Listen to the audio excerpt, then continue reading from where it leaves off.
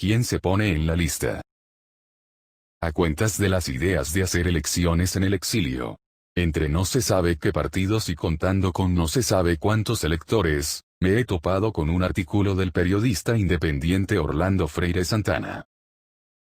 Todos, debiéramos leer con detenimiento este artículo. Por esta causa lo leeremos con nuestra voz digital, y nos tomaremos extremo cuidado para que se pueda entender, lo que este periodista ha querido advertirnos. Pues lo vemos como muy a tiempo y una bien intencionada advertencia. Aquí vamos. El titular del artículo, parrafea una frase, muy conocida por los cubanos más viejos, y por referencias, deben conocer los cubanos más jóvenes, por su notoriedad en la política cubana. Díaz-Canel es comunista. ¿Quién se pone en la lista? Una observación del gobernante cubano fue suficiente, para que las autoridades habaneras, sin chistar, adoptaran medidas más restrictivas. Orlando Freire Santana, lunes, 31 de agosto, de 2020. La Habana, Cuba. Uno de los males que en determinados momentos ha afectado a la nación cubana, es el endiosamiento a sus líderes. Una muestra de ello, lo apreciamos en la República durante el mandato de Gerardo Machado. Muchos de sus acólitos repetían aquello de Dios en el cielo y Machado en la tierra. Una práctica que, sin dudas, coadyuvó a que el otrora jefe Mambí aspirara a perpetuar su mandato, con el consiguiente perjuicio para la estabilidad republicana.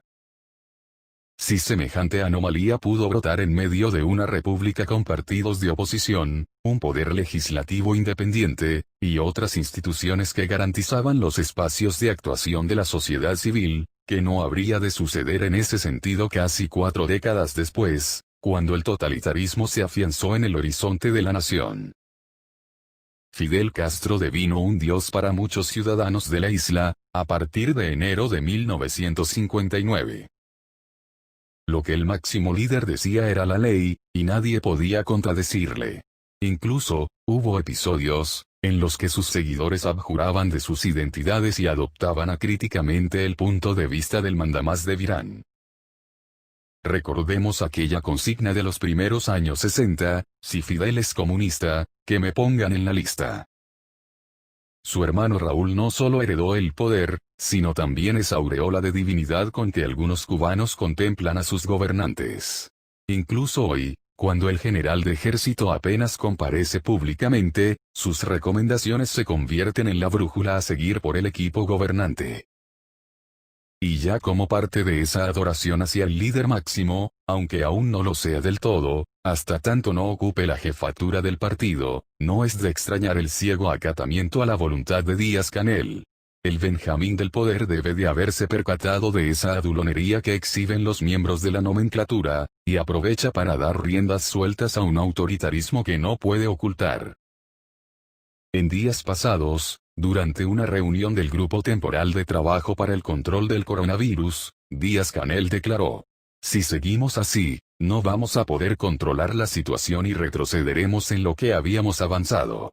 Tenemos que ir a medidas de más envergadura en la capital, para ver si en menos días, con cierres más eficientes, de más rigor, nosotros logramos cortar la transmisión de la enfermedad.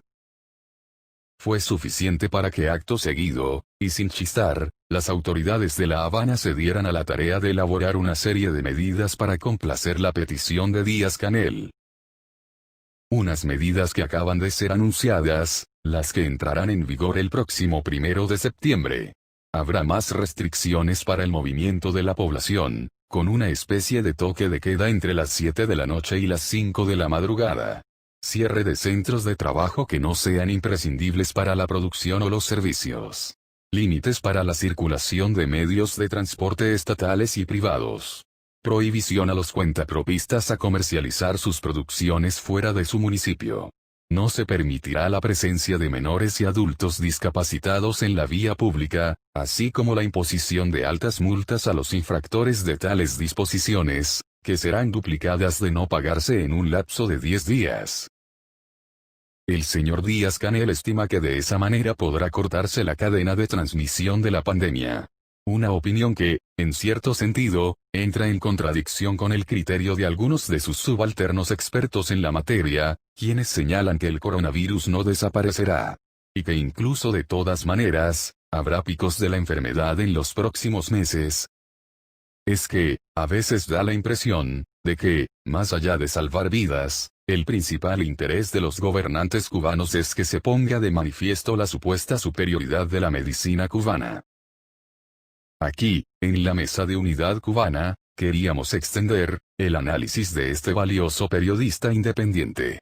Porque la idea inicial con la que comenzó el artículo, se desvaneció al final, cuando se enfoca más en las medidas, que en el autoritarismo que estas medidas encierran. Y no le siguió el hilo a ese mal de los cubanos, de esperar por la aparición de un líder, como la única vía de lograr conseguir lo que todos deseamos, pero que muchos no terminan de entender. Que la llamada libertad, debe incluir, la terminación del enfermizo reclamo a la aparición del caudillo, que como mesías de la manada de ovejas en las que nos hemos convertido, necesitamos como medicina nuestros males sociales. En estos tiempos, como en los tiempos recientes, en los que la desunión, ha sido uno de los factores que entorpecen, esos ideales de conseguir la democracia para nuestro país, no necesitamos de un caudillo, y menos de los que enarbolan una bravura a destiempo. Muestran un pecho descubierto a las garras, sabiéndose a distancia suficiente del zarpazo. Y se apresuran a posicionarse en el espectro mediático, y aparecer como los titanes de última hora, que siempre aparecen. Rodeado de gente bien intencionada, y de algunos no muy bien intencionados, que los usan de peldaños. En estos tiempos, en los que algunos suponen, equivocadamente según nuestros criterios, que podremos, sin hacer sacrificios de ningún tipo, lograr que los dictadores abandonen el poder por voluntad propia, o por convencimiento en la aproximación de un final ineludible. Y tratan de situarse, en un esfuerzo de momento, como los necesitados mesías.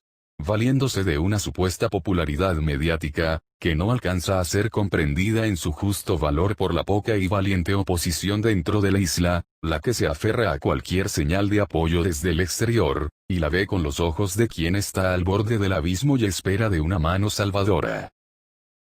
He presenciado el ataque a opositores desde el exterior, que han expresado su opinión contraria a estos falsos caudillos, a los que siendo muy cuidadoso, no trataré de quitarle el mérito de haber sido capaz de convocar una cantidad apreciable de seguidores. Pero no les daré el mérito de estar por encima de otros que han enfrentado con valor los golpes y las vejaciones de los esbirros. Y mucho menos tratar de descalificarlos, por muy equivocados que hayan sido las opiniones vertidas por ellos. De la misma manera, tampoco apoyamos a aquellos que pretenden elevarse sobre los méritos de sus progenitores. Ni de tratar de impulsar estrategias, que fueron rechazadas en otras ocasiones. Que buscan reformar el sistema usando sus propias leyes. Y que son manipulados por los aduladores de siempre. Que les exaltan sus valores personales, que los declaran y adoran como los imprescindibles. Diciéndoles, que con tres como ellos, ya Cuba hubiera sido libre. Lo he escuchado, también de los que llaman a la radio, no solo de los cibernautas. De igual manera, con desconcierto, no he visto una reacción, de los adulados. Que no fuese la de creerse ya que han asegurado el futuro. Y sería bueno apresurarse y hacer unas elecciones. ¿Para qué esperar? ¿No creen? No necesitamos presidentes sin primero tener la patria democratizada y con una constitución.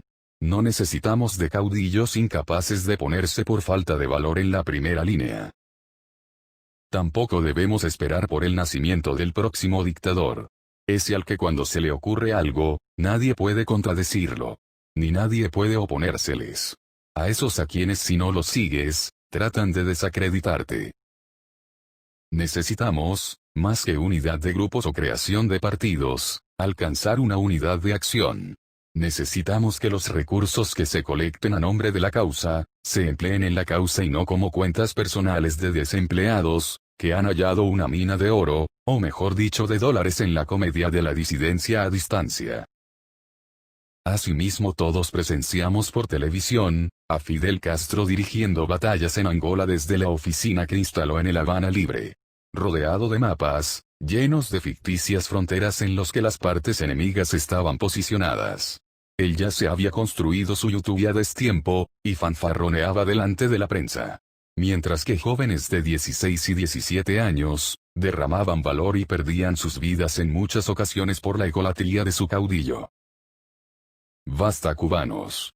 No más alabanzas a nadie. Escucha a todos para formarte una opinión. Piensa. ¿Qué podemos hacer para acumular recursos en cantidades apreciable para ayudar a nuestro país, y que sea custodiada por un grupo de determinadas personas honestas, que se reciclen anualmente?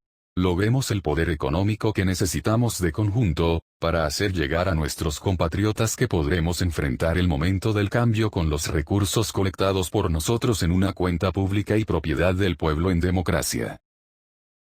Colectemos dinero para removerle el piso a la dictadura.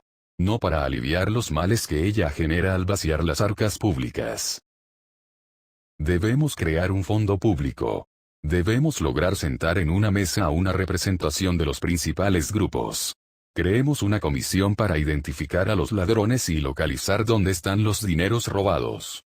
Creemos una comisión para juzgar y condenar a los dirigentes y familiares que no se esconden para mostrar cómo disfrutan del robo de los recursos del pueblo. Y que sientan el temor de sufrir las consecuencias de sus acciones en contra de todo un país que ha sido humillado por 61 años. Necesitamos de todos aquellos que trabajen por el bien de todos. No esperamos por el renacimiento de José Martí, pero al menos, presenciar el renacer de un pueblo, o una parte de él, que con montones de defectos, trate de seguir de alguna manera su ejemplo. Acerca del autor del artículo original.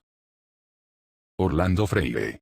Matanzas, 1959. Licenciado en Economía.